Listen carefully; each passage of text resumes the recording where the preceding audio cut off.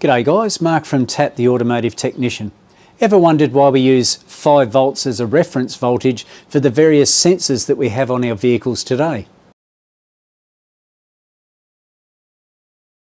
Of course, 5 volts is not the only voltage that can be used. We might come across 12 volts, 7 volts, 9 volts on rare occasions, but 5 volts is by far the most common. Why don't we use 12 volts? After all, the vehicle has got 12 volts available to us at all times. If you think about it, open circuit voltage is 12.6 on our 12 volt battery.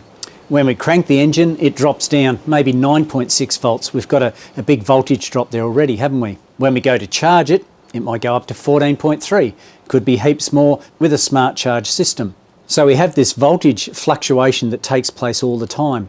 Another thing to keep in mind is alternator ripple. Of course, the alternators that we have nowadays don't put out a dead flat DC voltage, do they? We end up with a little alternator ripple there, which in turn will create various voltage fluctuations. Electronic control units do not like voltage fluctuations. But why use 5 volts? For many, many years in the electronics industry, 5 volts has been the standard. When the automotive sector took on electronics, they decided to stick with the 5 volt reference that had been tried and tested. After all, why recreate the wheel? At the moment you can see the voltage is about 12.5 volts. Let's see what happens when we actually crank the engine and of course when the alternator kicks in. And the alternator kicks in and it goes higher as well, hey?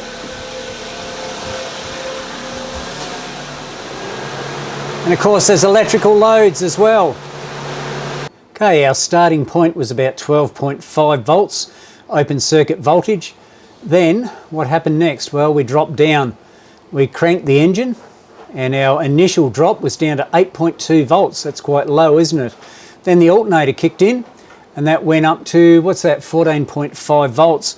We can see that the poor old ECU would struggle with all this voltage variation. And to make matters worse, we have an alternator putting out alternator ripple. This is AC that has not been fully converted through to DC. This is typical of an alternator output that we have nowadays. So the poor old ECU has a lot to try and cope with. No wonder we need a more stable, reliable voltage at our sensors. Enter the 5 volt regulator. In this case, this is a 7805, fairly common one that gets used in the electronics industry. What's the advantage of it? The stability of the 5 volt regulator is fantastic. We can input something like 12 volts over here and get a nice stable 5 volts over here, regardless of what we drop the voltage down to. We're down to 9 volts, bring it down slowly. Now 5 volts is staying stable. 8 volts, 7 volts, 6 volts. And it's only when we get closer to the 5 volt range that it actually starts to play up. So the 5 volt regulator is a very stable electronic component, exactly what we need for our sensors. Another reason that we lower our voltage to 5 volts is that we run less current. Less current means less heat, therefore less chance of failure in the ECU due to overheating. So that's been your fun fact for today, guys, your 5 volt reference. In future videos, I will discuss how to test that 5 volt reference, what can be a problem if we lose our 5 volt reference, as well as the testing procedures involved. Keep an eye out for more technical tips when we catch up with one another on a future video.